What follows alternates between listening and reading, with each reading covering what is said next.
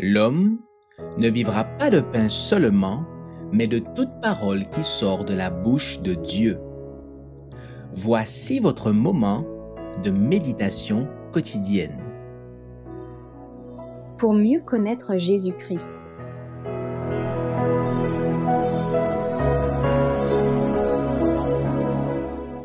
Justifié par la foi, le 14 avril. Étant donc justifiés par la foi, nous avons la paix avec Dieu par notre Seigneur Jésus-Christ, à qui nous devons d'avoir eu par la foi accès à cette grâce, dans laquelle nous demeurons fermes et nous nous glorifions dans l'espérance de la gloire de Dieu. Romains 5, versets 1 et 2. Quand Dieu pardonne au pécheur, lui remet sa peine, le traite comme s'il n'avait pas péché, il le rétablit dans sa faveur et le justifie par les mérites du Christ. Le pécheur ne peut être justifié que par la foi dans l'expiation accomplie par le Fils bien-aimé de Dieu, qui s'offrit en sacrifice pour les péchés d'un monde coupable. Nul ne peut être justifié par ses propres œuvres.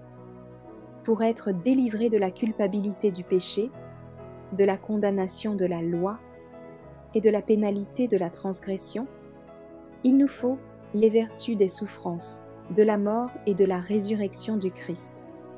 La foi, seule condition mise à l'obtention de la justification, n'est pas seulement croyance, mais confiance. Le pécheur est comparé à une brebis perdue, et une brebis ne retourne jamais au bercail à moins qu'on ne la cherche et qu'on ne l'y ramène. Personne ne peut de lui-même se repentir et se rendre digne de la justification. Le Seigneur Jésus s'efforce constamment d'agir sur l'esprit du pécheur et de le pousser à regarder à lui, l'agneau de Dieu.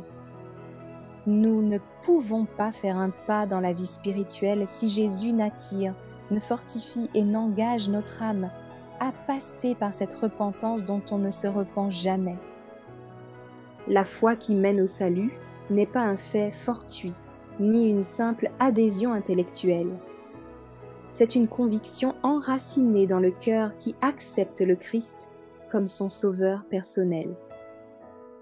Quand l'âme se repose en Jésus-Christ, quand il devient sa seule espérance de salut, alors se manifeste la véritable foi. Cette foi conduit celui qui la possède à placer ses affections sur le Christ. Son intelligence est sous le contrôle du Saint-Esprit et son caractère est façonné à la ressemblance divine. Sa foi n'est pas morte, mais agissante par la charité. Elle conduit l'âme à contempler la beauté du Christ et à s'assimiler au caractère divin.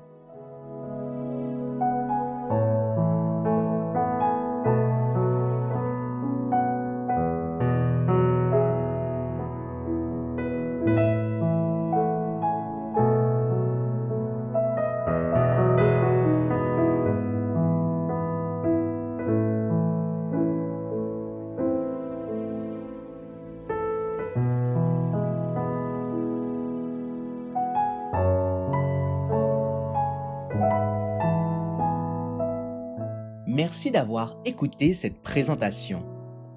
Assurez-vous de nous rejoindre demain pour votre moment de méditation quotidienne avec lereste.org.